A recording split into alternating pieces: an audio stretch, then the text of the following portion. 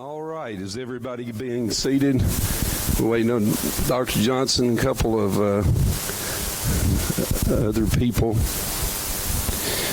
Okay, let's just get started and try to get started closely on time as we can. I'm just going to be brief on some opening comments. First of all, to say, welcome to the people that are here from the public, and I'll acknowledge that State Senator Todd Gardenhire is here with us tonight. Todd, we appreciate your interest as well. All of the members of the commission, I know I've seen all 9 members of the commission and the school board. Is there anybody missing from the school board? She had a medical emergency. So, again, I appreciate all of these elected people taking the time to be here tonight. It's always extremely important, and I don't think people realize how much goes into your jobs in terms of having to be out other than just the times that you serve on the boards during the given time. So I just want to start by saying, this is a really important meeting, and tonight we're not here to discuss money. We're not here to discuss any specific issue an individual might have with another individual. What we need to really talk about is going forward is how much we really value education, and I know everybody here does, and there's probably nobody in this room that doesn't, or they wouldn't be here, right?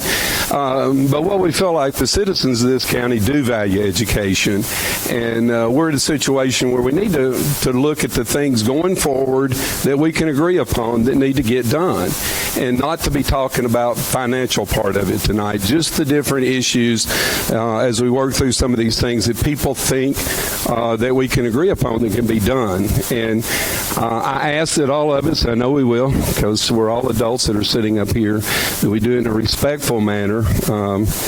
That's the one requirement we'll have, is that everybody does it respectful, and that there's no finger pointing. Tonight's not a night for great sound bites. Tonight's not a night for anything other than an honest discussion about where we want to go with the future of education in this county.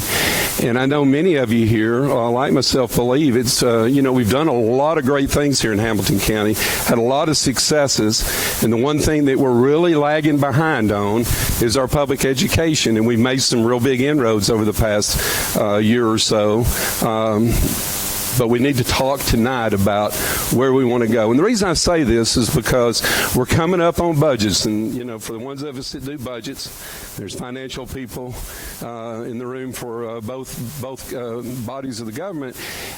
It comes around pretty quickly, and we're about to come up on that again. So tonight, what I hope to hear from each body is, the things that we want to focus on, that we want to get laser focused on in this next budget to be able to make a difference in our education system, and I think we're quite capable of doing that. So I open it up. Dr. Johnson can make a few comments. Then we're going to hear from Commissioner Fairbanks, who chairs the county commission, and we're going to hear from school board chairman Joe Wingate. Then we'll come back around and we'll get into some serious discussion about what we want to see education do in the next 3 to 5 to 10 years. Dr. Johnson. Thank you, Mayor. Well, good evening. Again, thank you, Mayor, for your partnership with the county. Privileged to have school board here. We've spent a lot of time over the last probably 96 hours. We've spent quite a bit of time together as we've had our annual retreat, and I appreciate you all as a commission and your openness to having the dialogue around schools and students. And so, much like the Mayor, I feel really strongly that there is so much that we have in common in regards to our desires for our school system, and really we want to talk and hope to hear and learn more about what it is you all desire to continue to see within our school system. I give a lot of credit to the teachers that are here, the leaders that are here, and the teachers really across our county that are really working with students, that are making sure that our students are prepared. And obviously, as the Mayor alluded to, we had a fairly successful year this past year, but we've got to build on that, and we've got to accelerate that, and we want to and desire to do that. One of the other things I'll share is obviously this past Saturday we shared with the board our annual performance summary, which is a part of our strategic plan where we have key performance indicators for every area We just sent out a release here in the last couple of hours, just kind of making sure that the public is aware of the progress that we're working to make across our key performance indicators, as well as creating a spot on our website to house all of our information. And so we've done and taken those steps over the course of the last couple of years, really, under the board's leadership, and look forward again to the conversation really today around what we do to make sure that our children are positioned to be prepared for the future. And so with that, I guess I'll turn it over to Chairman Fairbanks. I would just like to thank everyone for coming tonight. Come on. Yeah. I can't hear myself. Thank everyone for coming tonight. And he's been recognized, but Senator Gardenhire, thank you for coming. Thank you for caring enough to come and listen.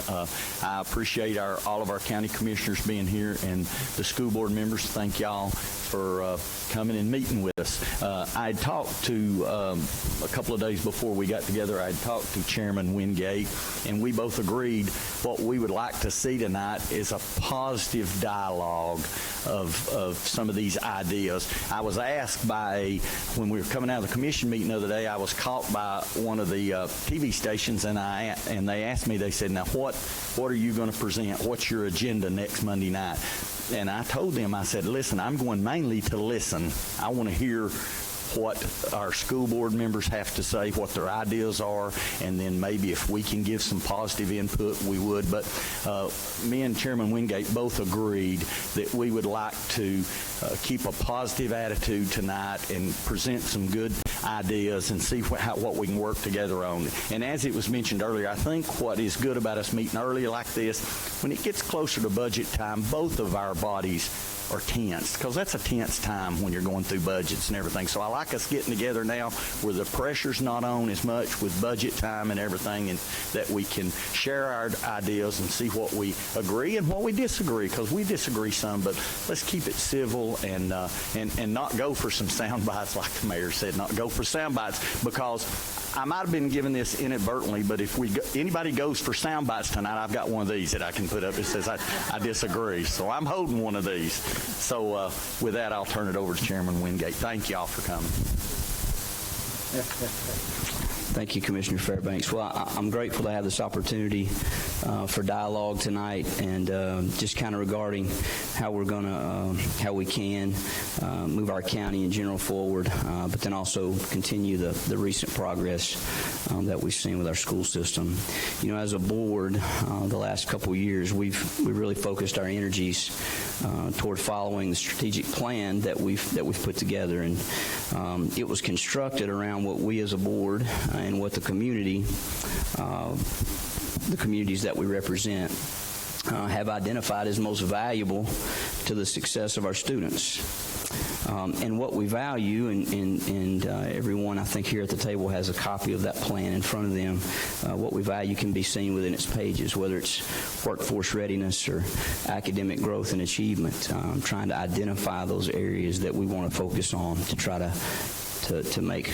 move positively in those areas. And we've used this plan, this Future Ready 2023 plan, to guide our decision-making processes and our actions over the last 2 to 2.5 years. And we've begun to see some fruits of those efforts by all of those that are involved in implementing this plan throughout the school system. And while the school system is not yet where we would all want it, my hope for tonight is that this conversation can add to the momentum of our county, not just our school system, but in general. So looking forward to the discussion and dialogue.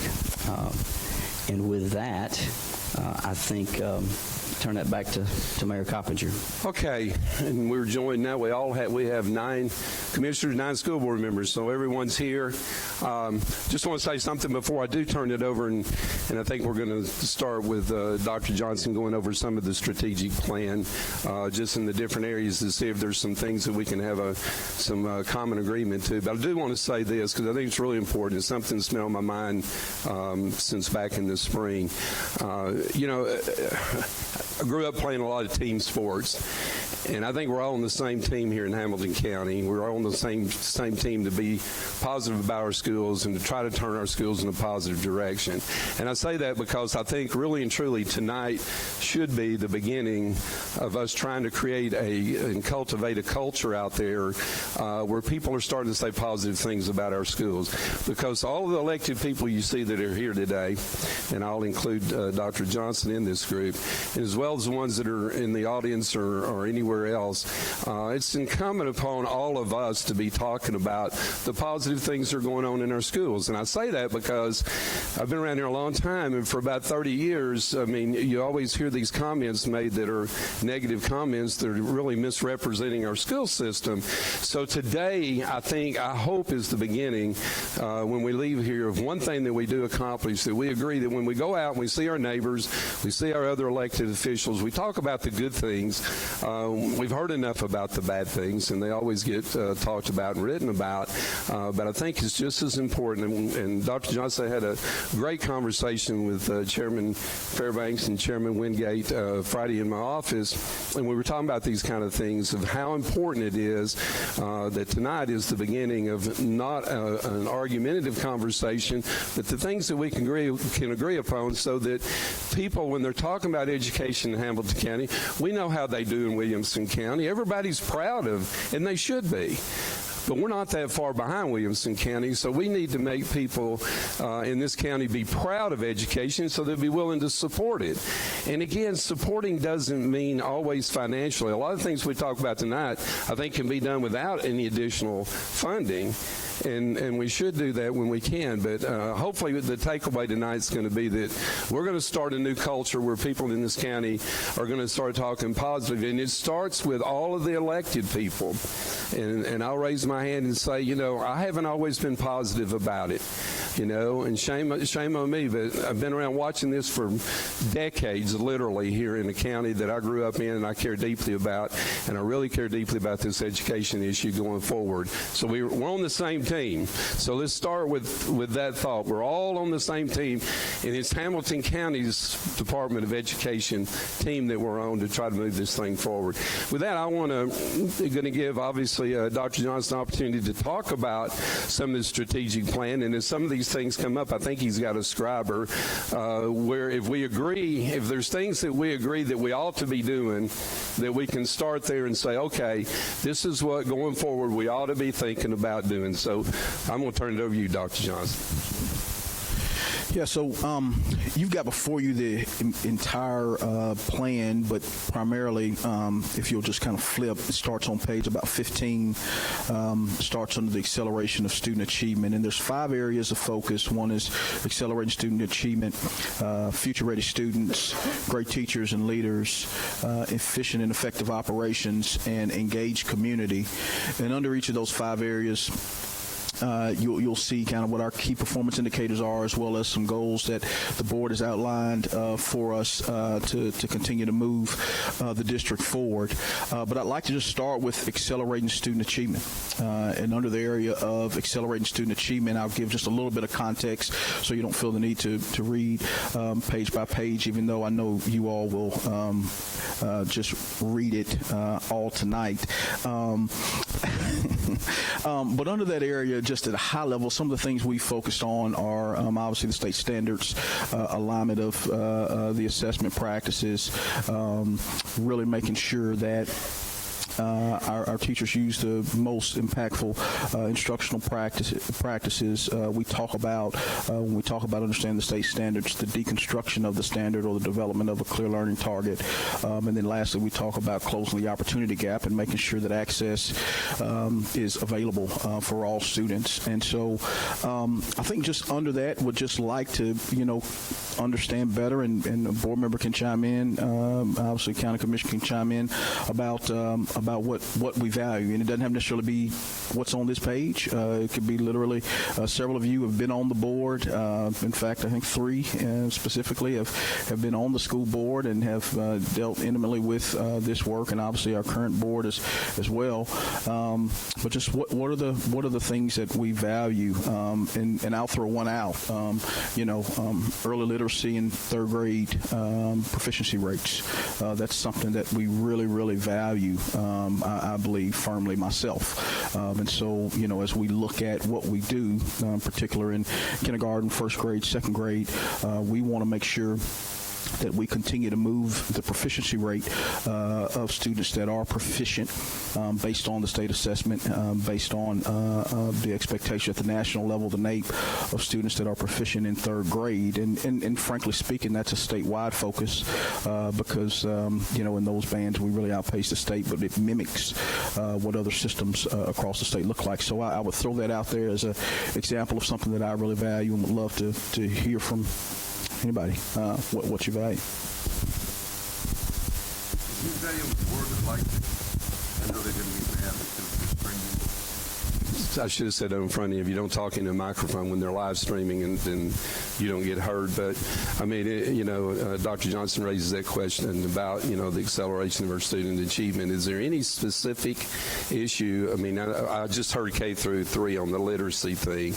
Is there any specific thing that can be done that it relates? I should have said this too, because Chairman Fairbanks, when we had our meeting, we had this discussion. And commissioners have said it a number of times, and they're right, in that the commission can't tell you what to do. So everything tonight from the general government side that we're asking is a suggestion, is what we would like to see you do. Okay, not that we're saying you ought to do it because we say do it, because we totally understand that from the general government side, including myself, we are the people that fund it, and we're the people that do the budgets.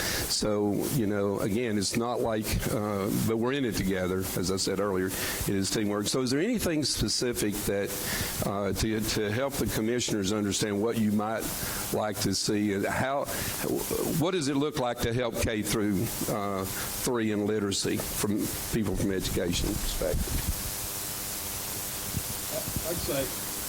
I like to say, and I've said before. You turn it on.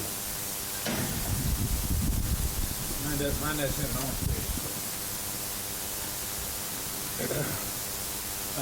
Thank you. I'll use my old teacher voice. So, I have said constantly at meetings. Is it on now? Okay, thank you. Sorry. My teacher preacher voice could have probably handled it.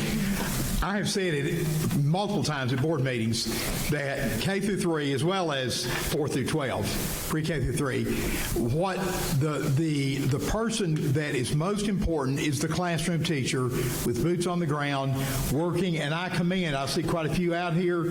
Those people are the ones that are most essential in the progress for a child. And I don't think anyone can deny that. And I think we need to do everything that we can to help those K through 3 teachers and help them implement that. And I want to commend them for their work that they're doing. And I see a lot of progress. Anyone else from the board side? Does anybody want to take that up from the commission? I'm sorry. That's okay. I was just going to say, I think we just need to concentrate all of our efforts in reading K through 3 and not, sometimes we do things an inch deep and a mile wide. I think we just really need to drill down on reading, because we know if you're not reading on grade level by the third grade, you are really hurting. It's when we start seeing students get behind. And I think a lot of times we just don't, I think a little bit more emphasis now on that than has been in the past. But just a lot of things we're trying to teach K through 3, in my opinion, that really could probably wait and put a lot more emphasis on reading, because without reading, nothing else really matters. I just want to make a statement, because I think that's the most important thing we can do to help our school system is the literacy before third grade, because that was my problem, and I still have a problem today with reading because I didn't get it before I left the third grade, and I think that can improve our school system more than anything if we can get our kids to read and comprehend by the time they leave to the third grade. Anybody else? Commissioner Boyd and then Commissioner Sharp. I'm looking at page 13 on the annual performance summary. I'm assuming that the first line, third grade reading, is the percentage on grade level. Is that correct? So, and a point of clarification around these scores, I think there's and I don't want to say a misinterpretation, but in reality, the proficiency rates that you see here, in particular like in third grade reading, doesn't necessarily mean a student cannot read. In essence, what that means is the standards are much more rigorous than they were, and I hate to go all the way back, but if you think about 2011, 2012, 2009, 10, what you saw in school systems across the country, and I was a product of one of them, even though I wasn't here, is that, you know, in third grade reading, for instance, the percentages were in the 80 and 90%, you know, as far as students that are scoring proficient. What the state did, and it's been well documented, I was at a event with SCORE, Governor Bredesen was there, Governor Lee and Governor Haslam, they were on a stage together, and I think Governor Bredesen spoke to the fact that, you know, they knew essentially that from a state level, and how he said it is, we feel like we're lying to the public in regards to the percentage of students that are proficient, so to speak, on the test. I think Governor Haslam talked about how he continued that work, and now obviously Governor Lee is picking that body of work up.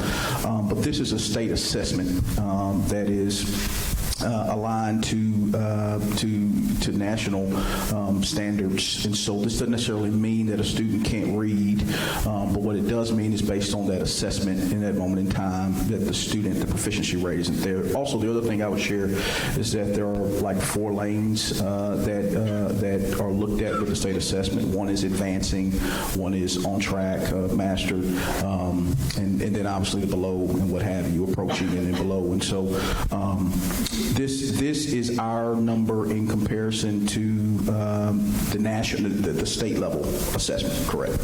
So this is 50% on 2023 on grade level at the state comparison. It's not on grade level. All right, so this is the state assessment. This is important to me because I need to understand what percentage of the third graders are going to be on grade level in 2023. And if this 50% doesn't represent that, which I think is an extremely low bar, what does it represent? Yeah, so it's the state assessment. I believe I'm going to call her out since we're getting into the metrics of the test. I don't want to get overly deep. I see a piece of Shannon Moody, who leads data and accountability. And so, Shannon, can I call or put somebody on the spot? Shannon? Okay. Shannon, you want to come? She does a great job of really articulating the state assessment and what's looked at. I'm sorry. Yeah, you're on the spot. Here you go. Thank you. Hey, I'm Shannon. I am the Director of Accountability and Research, so I look at the numbers all of the time. So what we're talking about when we're looking at proficiency, just to make sure I answer, you're wanting to know so just the understanding of grade level or how we measure these things, right? Yeah. Is that her? Yeah. Is it 50% representing on grade level? If not, what does it represent? Great. So when the students when we're looking at these numbers of below, approaching, on track, or mastered, right? We're looking at how students are performing relative to the set standard. So the state goes through an entire process where they pull teachers in to start to say what are these different levels and how are students performing relative to those levels, right? So when we look at how the state's performing, I think the state's actually at, 37% as well. So we're looking at ourselves relative to the state to say, what is that bar where students are currently performing, and where do we want to see ourselves performing relative to that bar? Right. So we're looking at how students are performing on the test and where we want to keep increasing this. As we think about a student's trajectory through their school career, right, we're thinking about how does this measure to ACT and how are we doing as we get them ready to ACT scores as we go on through. So there's a lot to think about, but the third grade readiness is kind of that bar where we're taking a look at that. Well, I was at a forum where Governor Haslam's wife was down at the Camp House a couple of years ago talking about her reading program and their goals for 2025. They want 85% of the third graders on grade level, and I'm thinking we need to be targeting 85%, not half the kids, but I'm not understanding your 50%, and I don't want to belabor this whole conversation around this, but I would like a clearer understanding of what this 50% is after the meeting, okay? We'll just leave it at that. Well, can I also comment on that?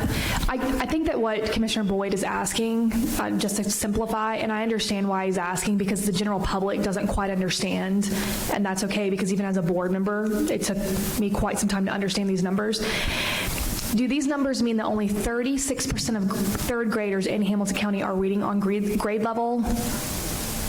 Right, No. and I think that's the distinguishing factor, right? Yeah. Just so Is the answer a yes or no? It's a no. That's right. Okay. Right. Can you elaborate on the no and talk more about how many students are reading on grade level rather than 36%? Does that make sense? Sure. So when we're talking about reading on grade level, you can measure a lot of different ways, and I think that's where the confusing piece comes in. So we take a lot of assessments. We look at some stuff like national screeners as well, right? Our students take some screeners to see where are they performing nationally on certain reading skills, and that number is different as well. So this is our state metric where we can measure ourselves against other school districts on the same bar with the same assessment, and we can try to get an apples-to-apples look at that. But the state does set what that proficiency cut is. Right, so that's very specific to Tennessee that says here's what that piece is, which isn't necessarily an on-grade level representation, but it's what here in Tennessee we say would be on track or mastering that content at that point. So something that stands out to me as we have this conversation is that education in America, public education in America, has become increasingly complex in the age of data and in the age of big government, honestly. I mean, we have standards and we have requirements that filter their way down, and I find that Shannon often can take data and make it very clear, but I could see, Commissioner Boyd, how you might say, what's going on? You know, is this clear? Is this not clear? Why can't I just get a clear answer? And unfortunately, I think what we want to be able to say, we as adults want to say, well, when I was in third grade, I could either read or I couldn't read. And the way that we have, as a nation, broken education down into very small data points, I think makes it just really difficult to get to that. I would agree with you 100% that I want 100% of our children reading on grade level in third grade. That is something that I value highly, and I'm glad it's on this board. And I agree that we should really focus our efforts in on that as we work as a county.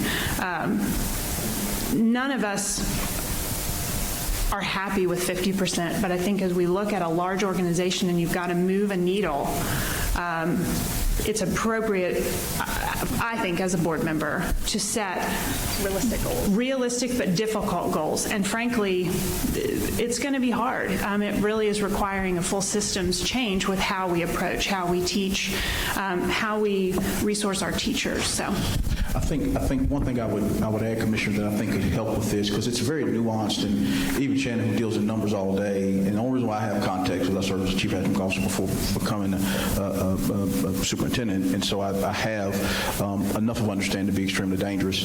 I do think when the public, even as a commissioner, that's a little bit closer to it, and even our board, as Tiffany said earlier, when you see this percentage, if you go back and compare it to the percentage of 2011 in Hamilton County, for instance, you'll see that it was in the 80-something%. Well, so was it statewide. Well, the assessment wasn't as challenging.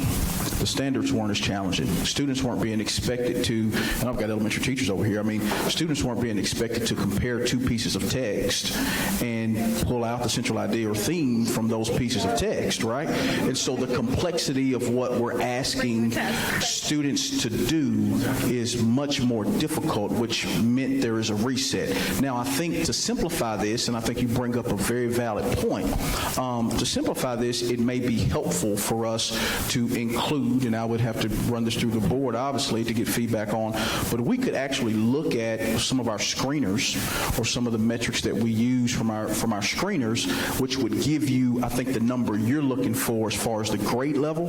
It would get you, to say, okay, this many students are reading on grade level. That's more, so the state shifted to RTI, it's an intervention component, and so, that's dealing more with the nuanced skill component, and this is focused more on the standard component and really the complexity of the work the students are being expected to do. It just looks different, and so I think to your point, though, we need to make it such that when you pick it up, you can say that many kids are reading on grade level, and that's a target that I can understand. Right, Dr. Johnson, that's exactly what I want. Your curriculum people have to have third grade level literacy books that we all can look at. And this is a third grade book, whatever that book is. How many kids can read that book and comprehend what they've read? That's what I want to know. Is it 33? Is it 50? Is it 45? I don't know. I just want to know that number. I don't want it clouded with other stuff. Thank you very much. Let me interject something here real quickly, because we're going to run out of time. I mean, the goal is to be through at 7:30, and it's because that's an hour and a half. But what we're really looking for tonight is some real candid conversation, because I think everybody, what I'm hearing, everybody agrees you need to go fix K through 3 literacy, everybody. So how do we do that? I heard Ms. Thurman, and I agree with her. I mean, it's all about teachers or whatever, but we know a lot of what the problems are, so we need to figure out how we're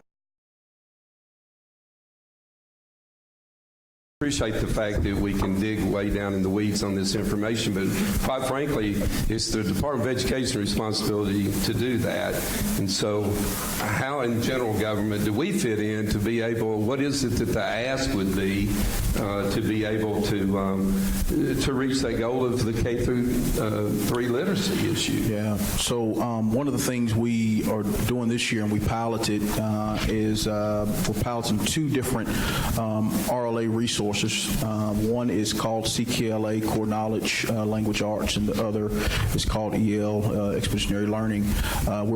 We are in the midst, actually just had this at the agenda meeting, the Textbook Adoption Review Committee will go through an adoption of curriculum resources. We're trying to provide more robust resources, frankly, for teachers, and I've had the privilege over the last 3 or 4 weeks of doing some intimate sit-downs with teachers, and really purposefully I'm asking what's happening with teaching and learning, what's working, where are there opportunities, and we're getting very positive feedback really on both of the curriculum resources, and so we'll go through that adoption process. I think really getting great resources in our teachers' hands to support them, to support students. I always tell people teaching is a science.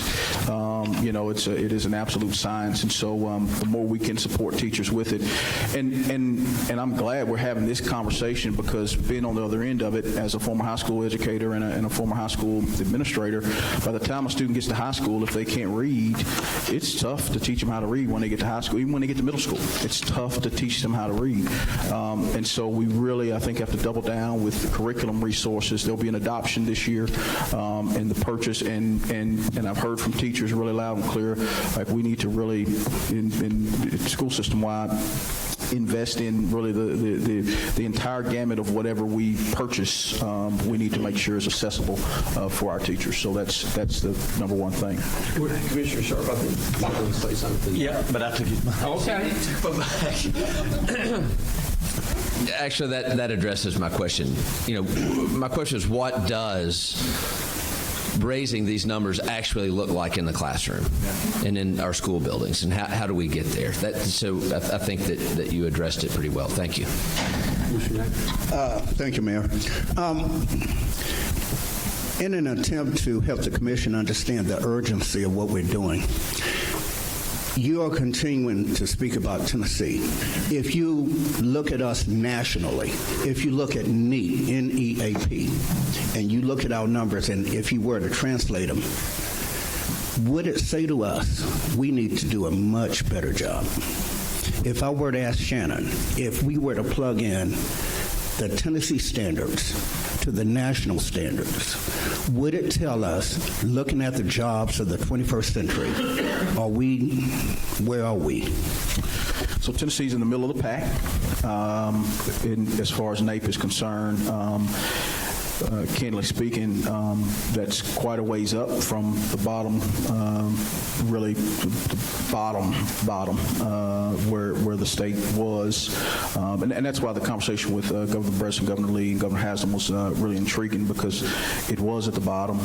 It has moved quite a bit. I think what was seen this past year, frankly, in relation from a national level, is the state of Tennessee had some stagnation in some particular areas, had some forward progression in some areas, but had some stagnation in some areas.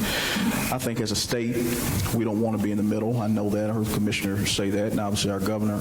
But frankly, as a school district, and that's why I'm glad we're having this conversation, we want to be the best. And so, this is absolutely an area that, with urgency, we've got to continue to work to address. So just because we outpaced the state, and we did, and 3 through 5 RLA on our report card, that can't be good enough, for our children. And so I think that's the reality and gravity of where we are. Mayor, the jobs of the 21st century, the school system that we have, are we, to meet those needs, are we getting, what do you need from us? Maybe I should ask the superintendent. That's probably a question for the superintendent. I mean, obviously over here on our side of what we do in county general government is to create those jobs.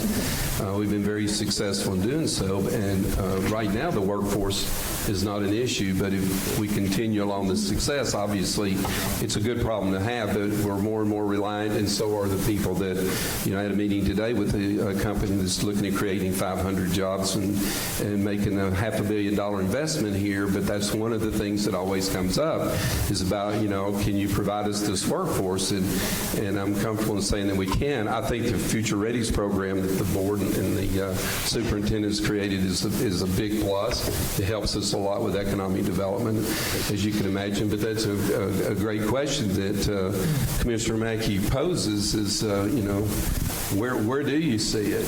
But again, I think, as we go forward, because there's several other topics to talk about, I want us to be able to agree if I think what I'm hearing from both sides is that, we want to focus on K through 3 next year, and that's going to be a focus that's going to be coming forward in the budget as to how we're going to do that. And again, there's a number of ways that the board and superintendent and the staff can be real creative that may not cost any money to do that.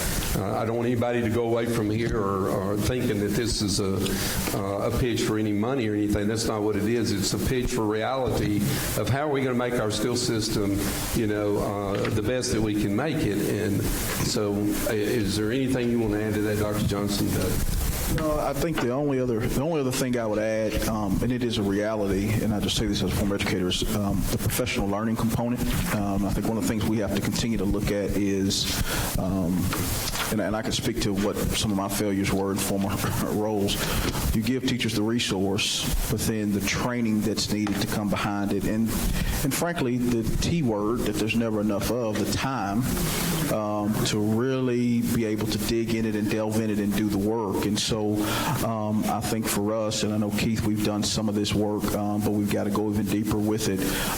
One of the things that we had looked at this past year was offering some opportunity for some professional learning that, that was essentially paid for. You had time to actually dig into it. So I think we'll try to be really thoughtful and continue to try to be really thoughtful. It's not a budget conversation. It's just a strategic focus conversation to say, how can we continue to make sure that we develop time so that teachers, one, have the resources, but then two, have the time for training and have the time to think critically and strategically about how they're going to implement and how they're going to differentiate to implement the work. Okay, I'd like for Dr. Johnson to move on to the next topic, but before we do that, are we in agreement? Is there anybody that disagrees? And you know what? That's fine. We just need to know that the K through 3 literacy is not important. That's almost a loaded question. Nobody's, of course, who thinks that's not important? Yeah. But if it's not a priority, I should say. I mean, and people should feel very comfortable in saying that they don't think that it is. Okay. I'm sorry. The chairman will say something, and I know Mr. Robbins will say something. Let me just say real quick to alluding to Commissioner Boyd when he looked down and saw the 50%, but I think one of our school board members alluded to this a little bit. None of us want to look down and say, oh, we want 50%. But here's the thing you got to remember when you set goals. They got to be realistic goals. So what I'm looking for on here is not looking down by 2023 and saying, oh, just 50%. I'm looking, how much have we progressed from 19 to 20 to 21? We could easily put down in 23, hey, we want 85%. And we're just setting ourselves up for failure and disappointment. I'd say if you ran this on out here somewhere is 85%, and we will be there and we will get there. But I don't want us to mistake and say, hey, our goal is just 50%. What we need to do is realize, and I appreciate the one that had put these goals down here, realistic goals. Just in business, when you do a budget, we could say, hey, we want our goal in 5 years to be $2 million. Well, if you're not a $2 million company, that's not going to happen. And so the goals have to be realistic. And what I'm looking for here, rather than pick out a year and say, hey, it's 50%, I'm looking, okay, what is it increased in the last couple of years? Are we getting there? Because I would say if we put on here 2024, it should be maybe 53, 54, and keep going there. So out here somewhere is that 85%, I think, Commissioner Boyd, and 100% out here somewhere. But we've got to be careful that we be realistic in where we want to go and where we're going. Okay. The only thing I would share is that 4th and 5th grade, so I want to be really clear about the elementary band. K through 3 is a focus because 4th and 5th grade, the rigor of the content they start to access, it's just much more complex. So really making sure that K through 3, but not to diminish the work that's happening in 4 through 5, but it's to access the work in 4 through 5, and frankly, for that matter, 6 through 12. So. Great. Thank you. Speaking of goals, Commissioner Fairbanks, I actually wanted to turn your attention to page 6 of this document that you have in front of you. And if it's okay, Chairman Wingate, I'd like to talk about our board goals and really spend some time focusing on the goals that the 9 of us sat down and put together in November of 2018. And really the decisions that we've been making since then have really been focused on, these 6 goals. And I think it could be really productive if we talked about these goals and, how these 6 goals align with your values as commissioners. Because since these are the 6 goals that we're functioning from, I think it's really important that you know where we're coming from whenever we're making decisions. But also, I'm also personally very interested to hear your view on the goals that we have as a school board. So the first goal is ensure a safe, clean, and orderly environment that promotes learning in all schools. The second is improve academic performance of all students through implementation of a system of high standards and accountability in all classrooms. Number 3, recruit and retain effective and qualified teachers for all children. Number 4, enhance and strengthen the programs that promote good citizenship, teach character education, and value diversity. Number 5, develop a parent involvement program in every school by school year. Number 6, implement a comprehensive plan that provides clear and open lines of communication among central office employees, school staff, parents, and the community. And so I think that out of those 6, I'd love to hear any response that any of those 6 just kind of triggering you, and what do you see as the most important goals? Which ones do you think would be the hardest to accomplish? Which ones do you think that as 2 government bodies we should be focusing on together? I think that that's the kind of free focus conversation that I'd like to have tonight for the next 45 minutes, if possible. Any takers? I guess I'll go. Thank you for kind of bridging to this. Kind of the ones that stand out for me is the improve academic performance of all students through implementation of a system of high standards and accountability. And it goes back to our previous conversation on accelerating student achievement. And I guess one of the things that, besides, hitting our literacy goals, is making sure that we focus together as a county on the diversity that we have within our schools, within our classrooms. So often I hear from teachers about the challenges that they face within their classrooms, and what does that look like when it comes to teaching them on a daily basis. So making sure that we look at that diversity and the needs that not only our students need, but also that our teachers need. And the other one that stands out is developing a parent involvement program. I'm really glad that you guys talked about that and have added that, because I think when you look at education nowadays, and you guys were elected to represent your districts as we were elected to represent our districts on the commission side, the parents play such a major role. And so I think that sometimes is a missing piece to this conversation, and how we can start to bring them to the table and involve them. I think it's a needed. So I'm really curious as to how we can start to put some action steps, I guess, together.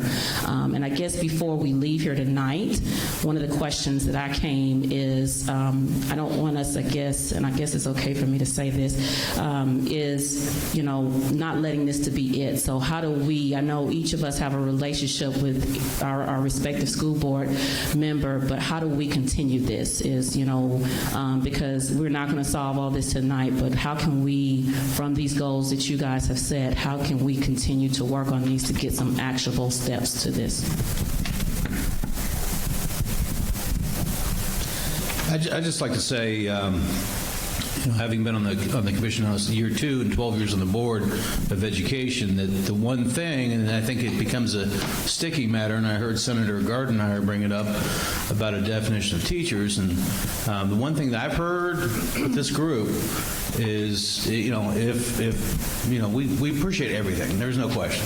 But sometimes, it's the old, how do you eat an elephant, one bite at a time. And the one commonality I've heard with this group has been the teachers. Not that anybody else is less important, but I think you'll find a strength in whatever it takes to at least take that small piece. I mean, I think the K-3 is important, and that's the whole shooting match. And I know you've done a lot of things this year, but I just wanted you to know that's, as a former school board member and now a county commissioner, what I've heard commonly within, the folks on the commission has been about item number 3. And I am just curious, whenever you say teachers, do you mean everyone that works in a classroom, or do you have a specific segment of people in mind? And I don't mean to put you on the spot. I am just genuinely wanting to know, because we are being asked by our state officials to put a definition around that. Yeah, I think when you get that definition of what that means, I think we bring that back and we dialogue about it. So it may be broader than what we're all probably thinking right now. It might be a broader subset, but I think that'd be a good follow-up to in a future conversation. Just a point of clarity, the TCA defines what a teacher is, and so we're bound by Tennessee Code Annotated in regards to what a teacher is, You're not coming out. Oh, I'm sorry. Okay. I'm sorry. I thought I was talking. I was really saying something. I wasn't saying nothing. It was deep. Just believe it was deep, and I'm moving on. But the TCA defines what a teacher is. So Tennessee Code Annotated really clearly articulates what a teacher, is. And so that really removes any question based on the TCA and the code and what's within the code, so we can absolutely supply that definition for anyone. Let me say, I think one of the most important ones here is number one. They're all important, but it starts with number one. I mean, if you're going to try to tackle any of the others, you got to start off with number one, having a safe, clean, and orderly environment. So my question to y'all, when you come up with these 6 here, kind of how do you prioritize the weight you're going to put on each one of those? Or do you say they're all weighted the same, or hey, we've got to get that number one, we've got to get a safe, clean, and orderly environment before we even try to improve academic performance or something like that? Ms. Thurman? Well, I think if you start with an orderly classroom, it takes care of just a whole lot of other things. I'm sorry? If you get an orderly classroom to begin with, a lot of these other things kind of take care of themselves. We have, until we get order in the classroom, it really doesn't make any difference. You could have an excellent teacher in a classroom and have a disorderly classroom, and she can't teach. So you take care of that one problem there, and we have a lot of teachers that say they'd much rather have an orderly classroom than a pay raise. And so this is because it just makes their job so much easier. And we've been working on that and hopefully continue to improve. We did get a code of acceptable behavior. Don't know how it's going to, we rolled it out this year. Don't know if it's going to improve things or make things worse. I don't know yet exactly. They're just starting to implement it this year. But that's one of my biggest beefs is the behavior in the classroom, is getting it under control so the teachers can teach, because that is more important than to parents than almost anything. You ask them the number one reason they put their children in private school, the number one reason is student safety. And so we need to get that under control. If you get that under control, Randy, a lot of these other things take care of themselves. You know, and I hear that a lot too, Ms. Thurman. So, for the public, and this is where a lot of the confusion is too. I mean, and again, I don't profess to know what the laws are about what you're allowed to do and not to do, but I think that because it's a public school, a lot of the public does not understand that, when you put a child out of school, it's only for a very limited time if they're under a 509, or is that the plan? Up close? For government work, it's pretty good, right? So it's 504. I'm a public school graduate. So I say that because, in all seriousness, I mean, I think people, and I think the citizens of this county don't understand why it is that you have this the disorder you're talking about in the classrooms, and then what we find out when you really drill down is the fact that they're back in the classroom because by law they're made to go back in the classroom. I'd like to hear a little bit more about that, what the policies and the laws call for in allowing these unruly students to stay. Some of it's policy, some of it's law, and all those elements exist. I don't want to miss the mental health aspect.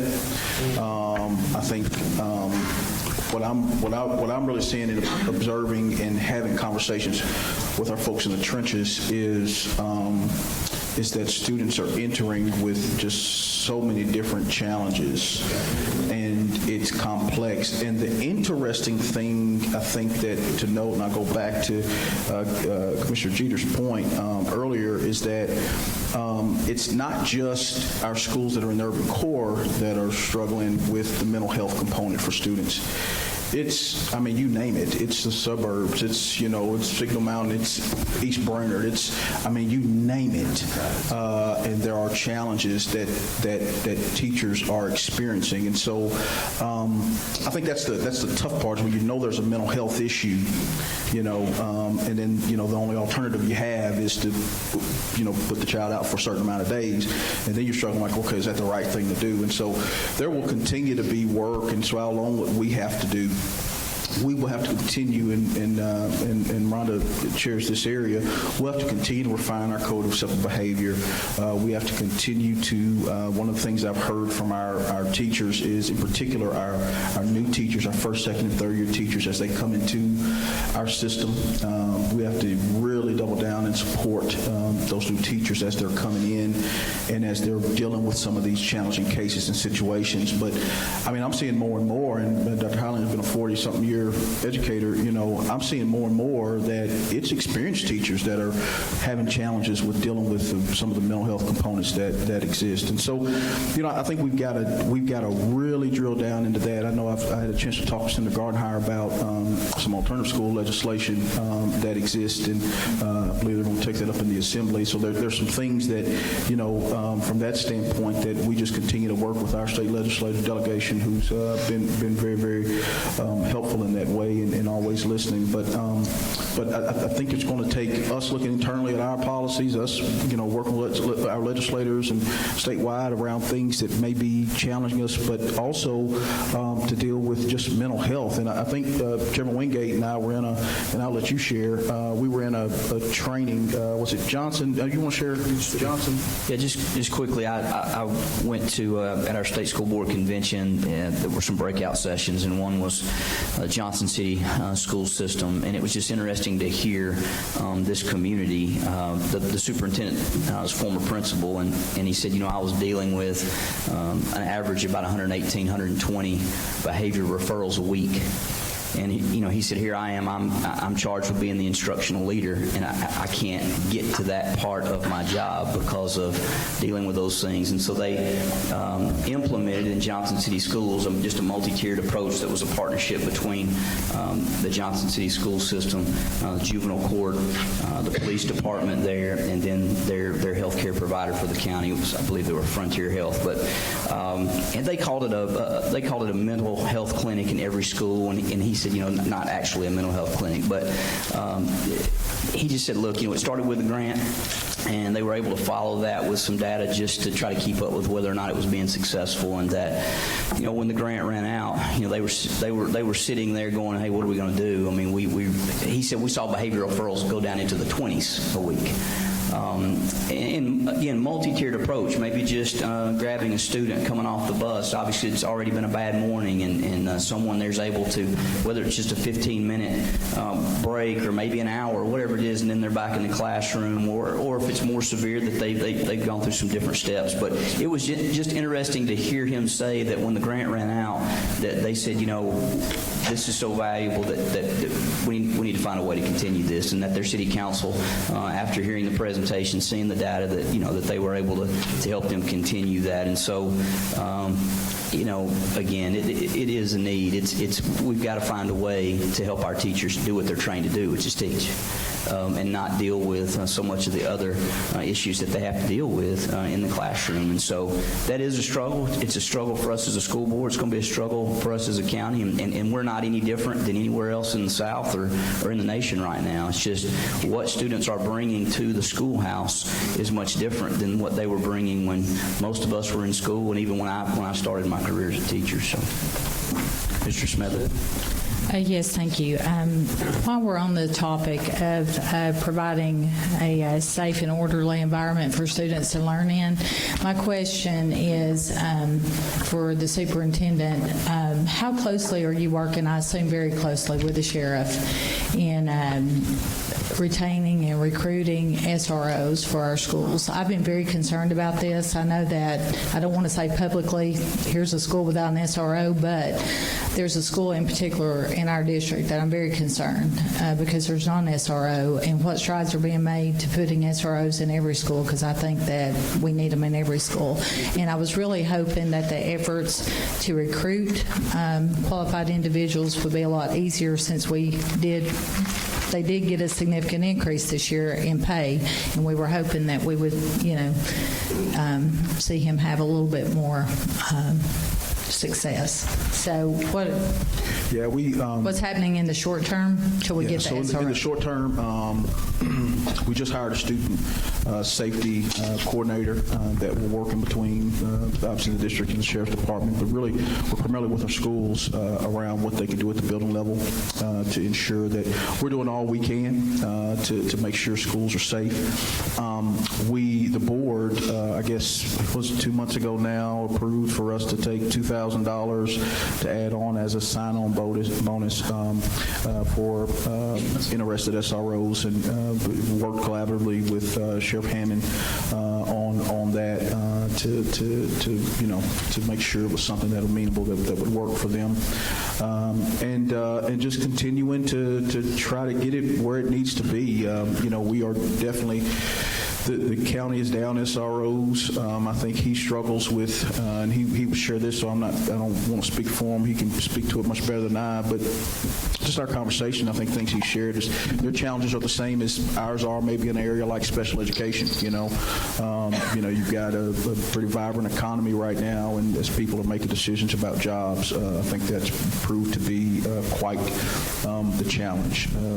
So we are doing all we can on our end to really come alongside the Sheriff's Department, and I think the month before last, maybe Tucker presented a resolution, and Vice Chair Smith just got after us a little bit before you all came in about the need for it to be on the agenda, and we continue to talk about it. This board continues to talk about it, and we'll continue to talk about it at the building level. I will say this last thing, and I'll be quiet. Some of the things so the other thing we're doing, and I just left Justin with this afternoon, is we are in the process of working with architects we're trying to do forced front door entries, and so there's some things we're doing from that standpoint, just the construction of some of our buildings. You walk directly into schools, but from a facility standpoint, it's complex and it's going to be challenging because, some of our schools 30 years ago, what we thought about is not what we think about today, and so some of our schools, unfortunately, students have to go outside to go to the next class. We know when we construct a school in this day and age, we construct it with it all enclosed, and you never leave the inside of the building. And so there's some things like that through our student safety coordinator will help us really think about things differently, maybe in that way.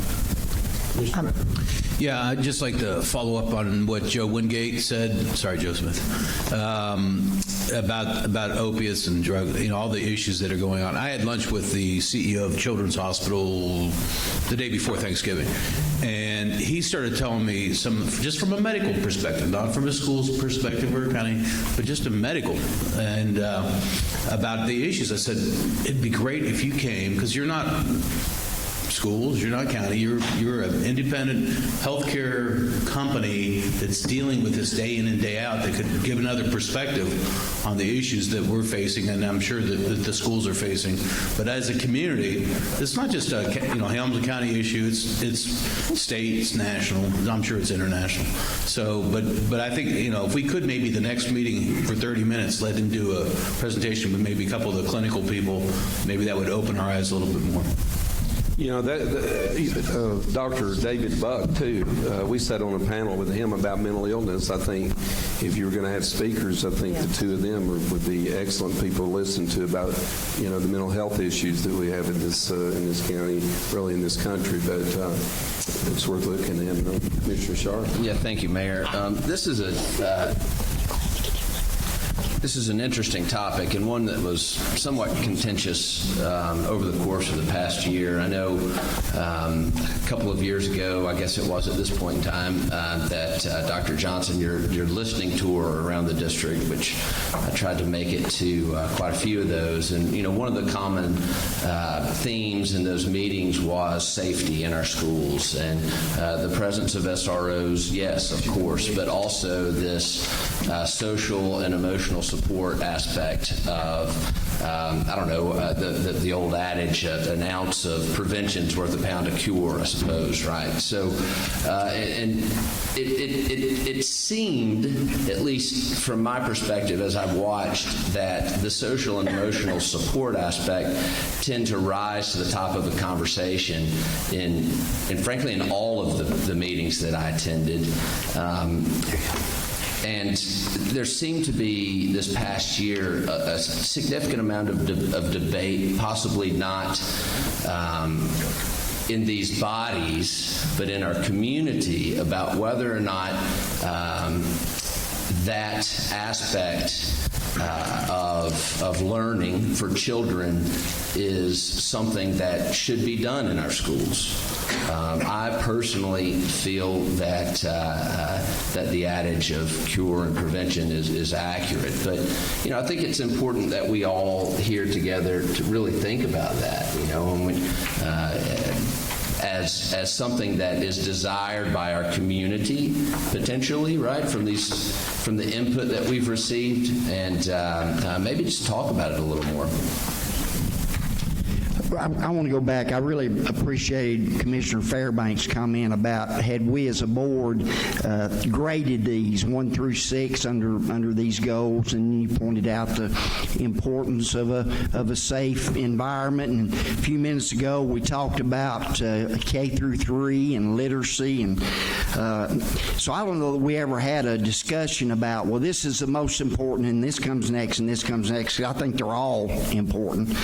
You know, they're certainly one that jumps out to me, and I understand it's not the government or the school board's responsibility to fix the home. It's just not, and we can't fix the home.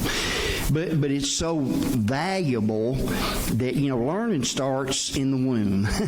It really does. And what really just jumps out to me that if I were going to number these is somehow engaging parents and getting parents to be parents. And again, I know it's not the government's job to do that. I understand that. But so I have a conflict with my heart and my head.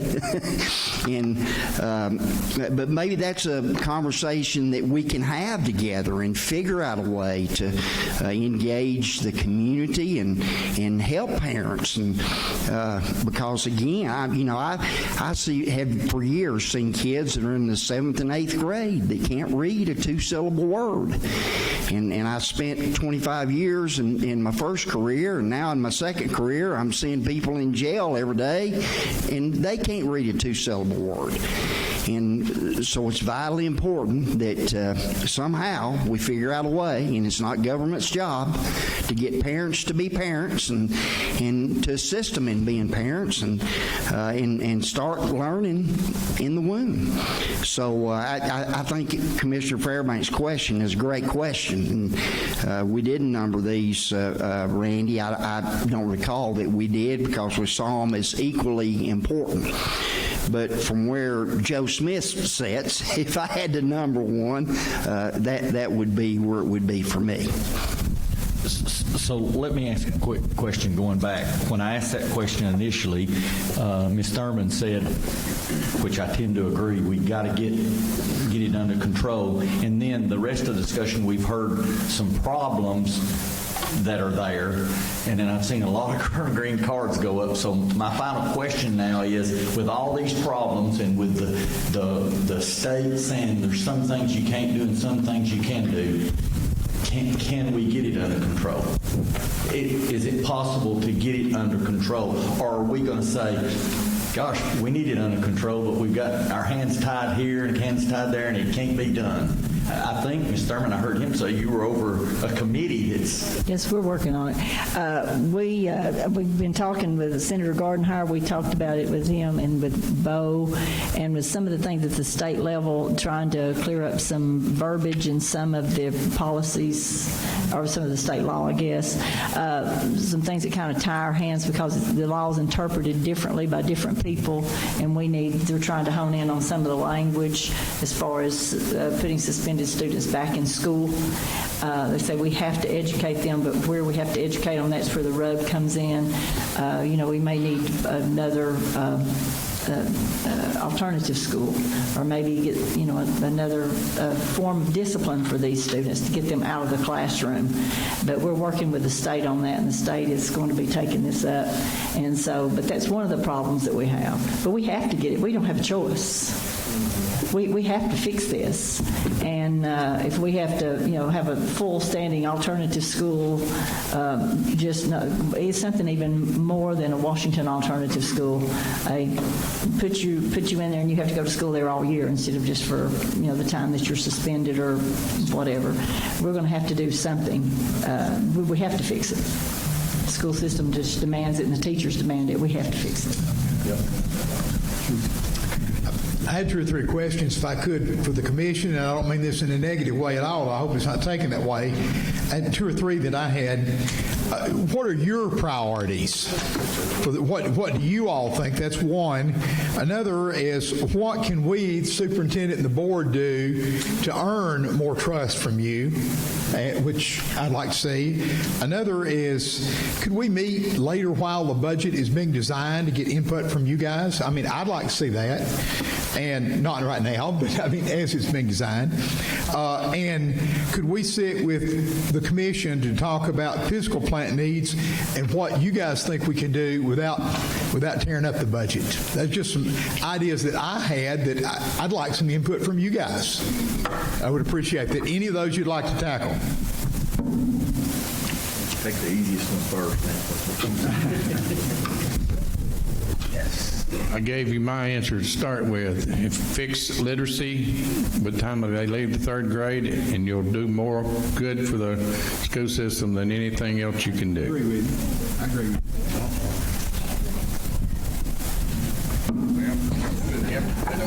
I think what we're doing here is exactly the step in the right direction. I agree. And so I think it's continuing. I said this a few minutes ago. Is making sure that we're intentional that this does not stop. We really, as both bodies, leave here planning the next time we're going to meet.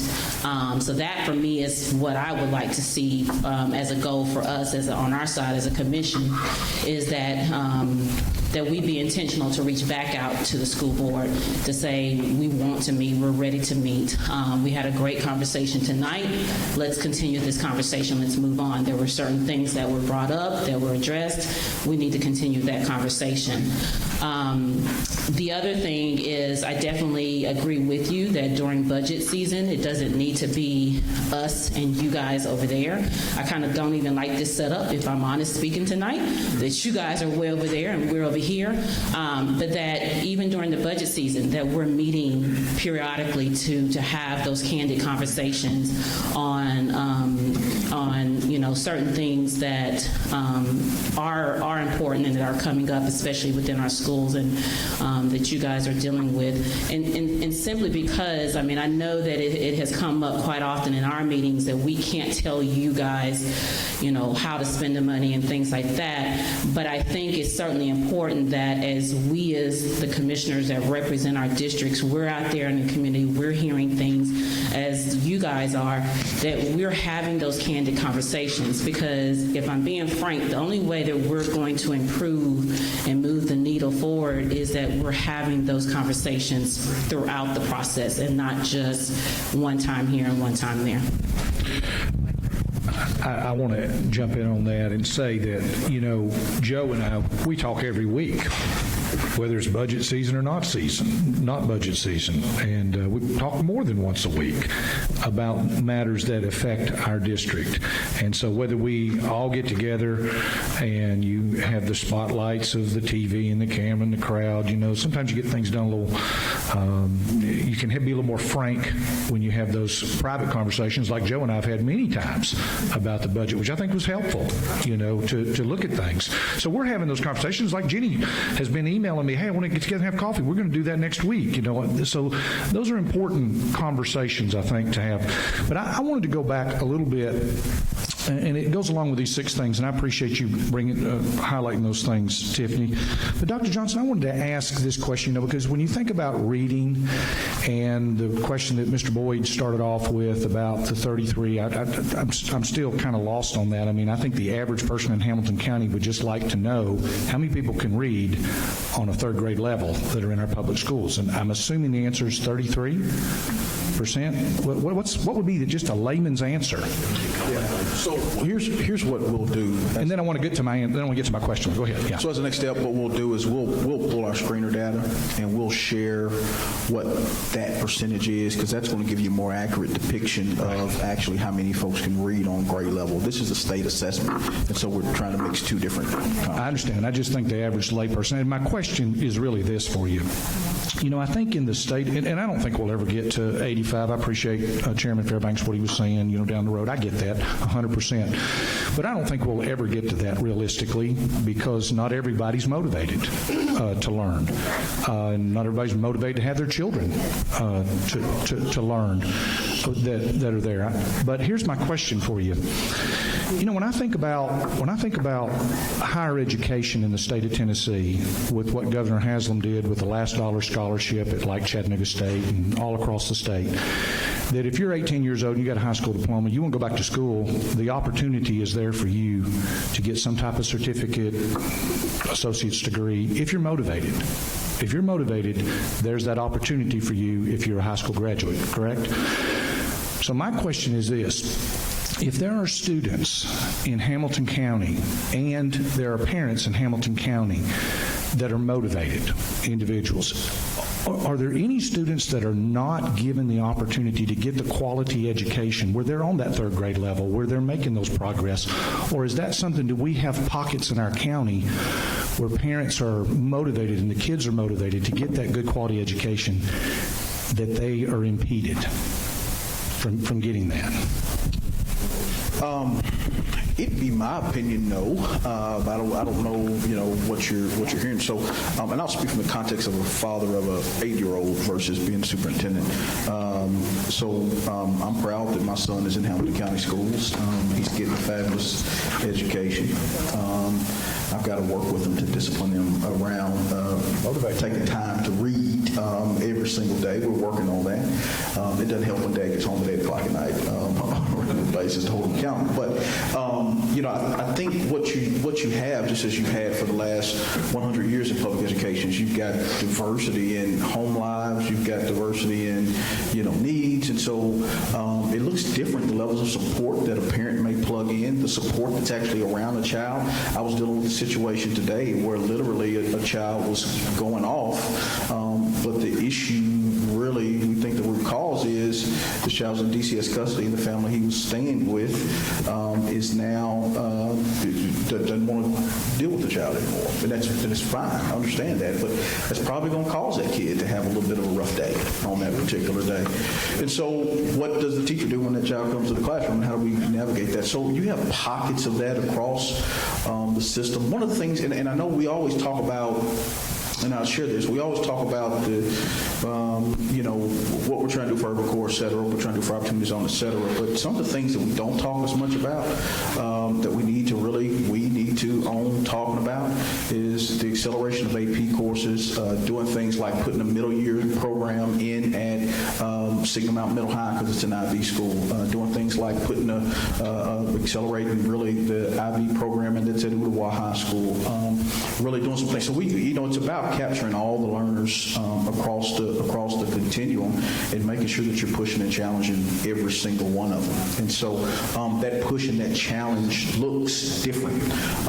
We just shared that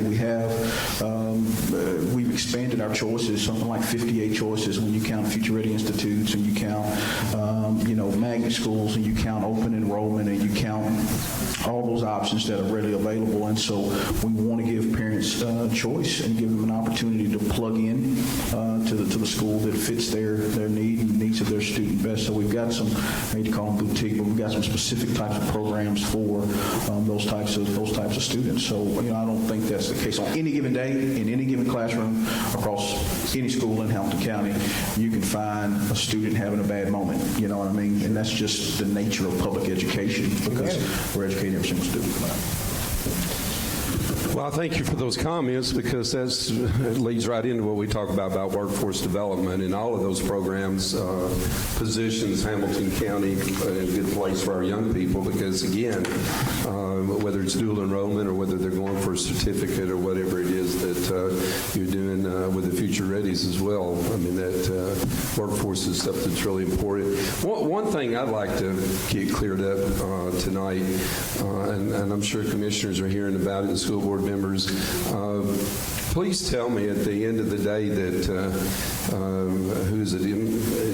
GMT? NGT. I'm close. It's kind of like 504. People need to know they're not going to be the decision makers on these schools. I'm hearing too much about that, and the way I understand it, it's the board that's going to decide what schools are functioning or whatever, and that's getting to be an issue with these private conversations they're having, and I haven't attended any of their meetings because I got confidence the board's going to make the right decisions and the superintendent and his staff, but could somebody elaborate on that, because there is a lot of contentious moments out there right now with the public. Well, I will tell you, this is the first time we've ever gotten a document with a B word in it, billion, and it was not a good day. It's absolutely absurd in my opinion. I tell you, there's a lot of things in that MGT report that have caused a lot of angst. There's a lot of people here today from Sequoia Vocational. The talk of closing their school has caused so many problems. I think in the last 14 years, we've cut 9 programs out of Sequoia. 9 programs. And then I said it's like, the young boy that kills both of his parents and then complains because he's an orphan. We keep cutting programs, and then they say, well, look at Sequoia, the enrollment's declining. Well, duh. I don't take into this new math. I do the old math. That makes sense to me. If you cut their program, the enrollment's going to go down. What we need to do is we should be beefing up Sequoia. And we need to be beefing up Harrison Bay. We don't need to be talking about closing Sequoia and moving it to Barter Elementary. To me, that is just insanity. Sequoia is one of the best buildings that we have in Hamilton County. It's in the report. I don't know, how many people here have ever been to Sequoia and seen the school? It is am I right, Greg? Is that school, it's pristine. It's absolutely clean as a pin. The building is one of the best buildings in the system, and why in the world would they even consider closing it down, I do not know.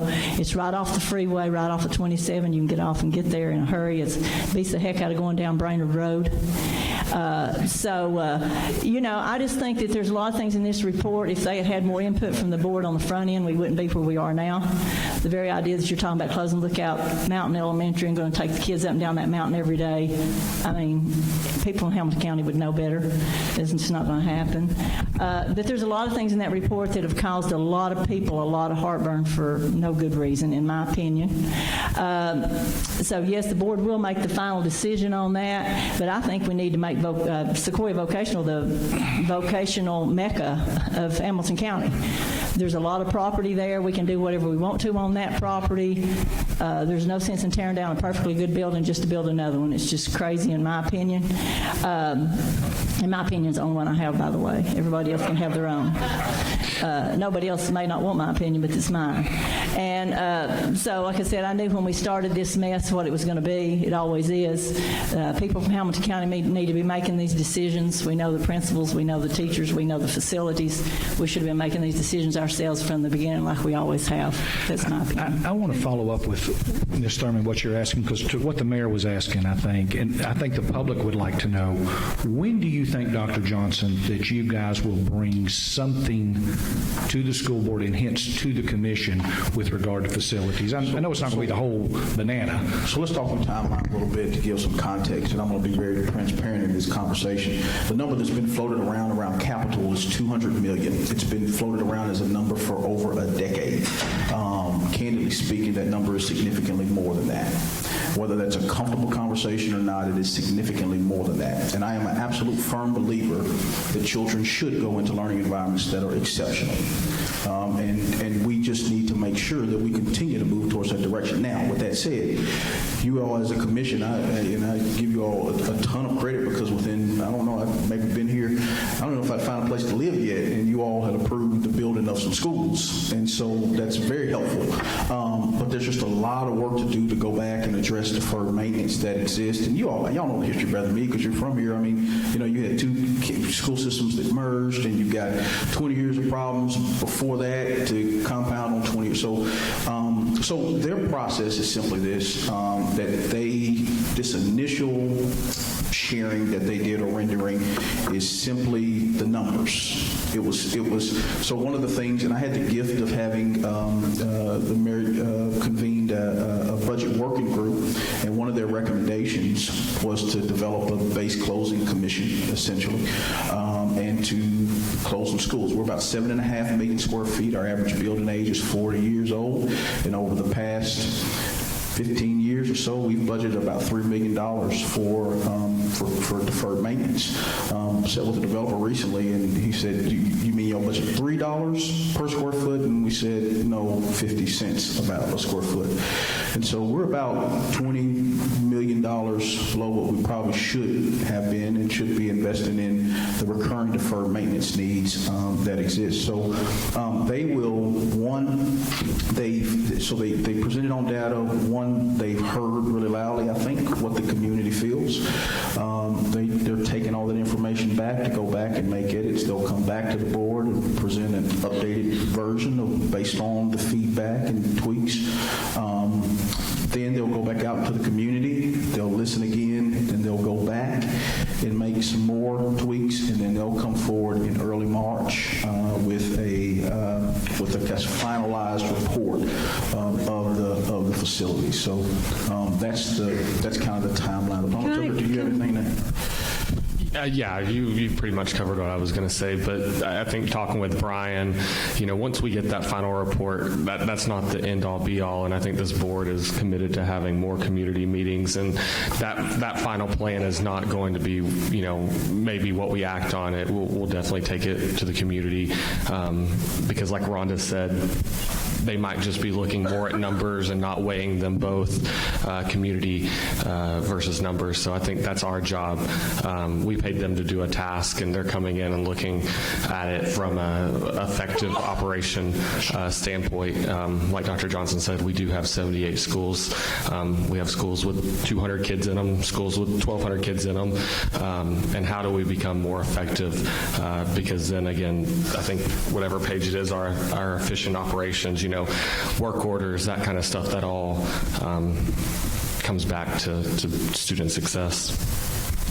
If I could say very briefly, we're near at the end. Someone interviewed me after one of the 2 community meetings I went to and said, what's the difference in their idea and yours? And I said, their ideas are purely numeric. That's all they have. They're just purely numeric without taking in the human factor and the geographic factors. And so we, as a board, will have to come back and look at all the factors, not just the numbers.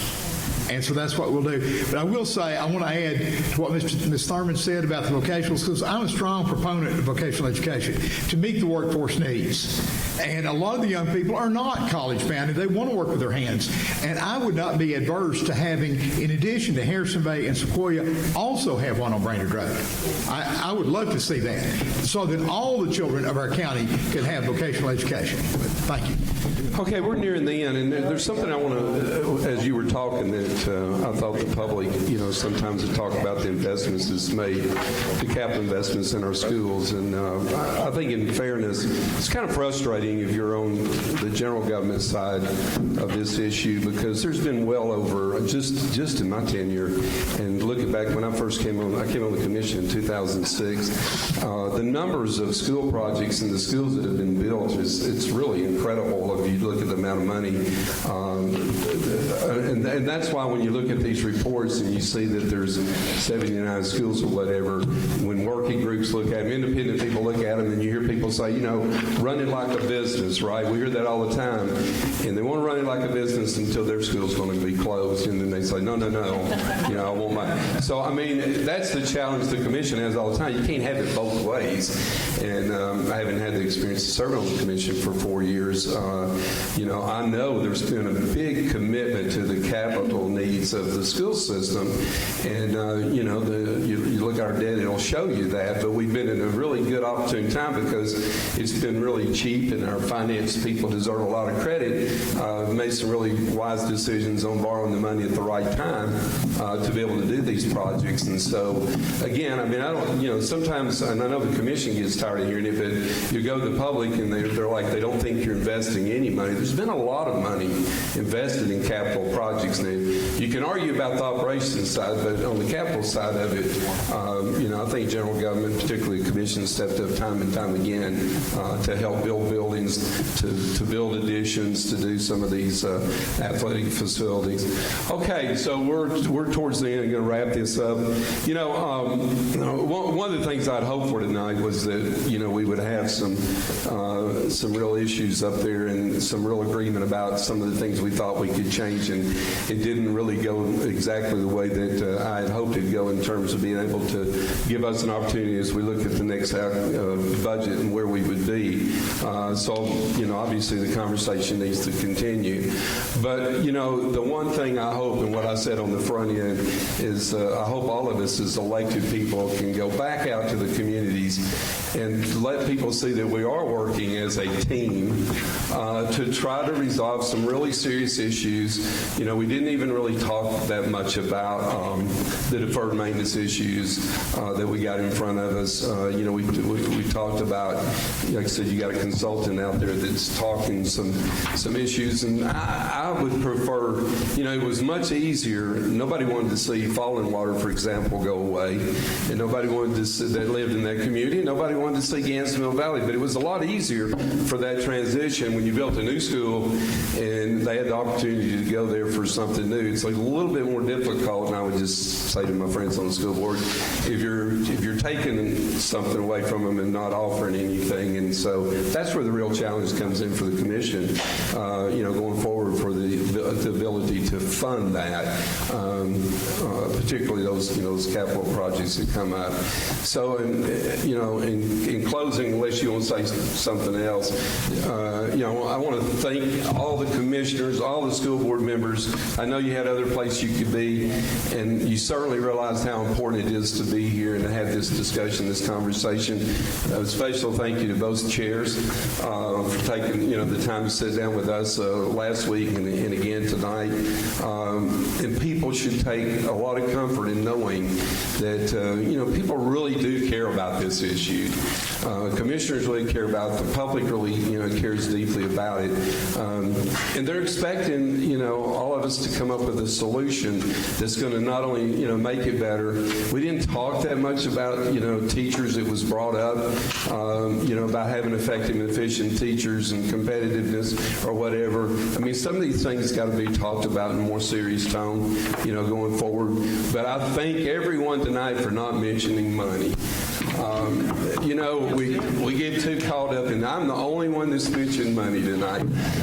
We get too hung up in that. We can't decide, there's a lot of things that all of us do in our own homes. I mean, there's things that I want that I don't, I don't know whether I can afford them or not, and then you go ahead and you do it, and you're glad you did it or whatever.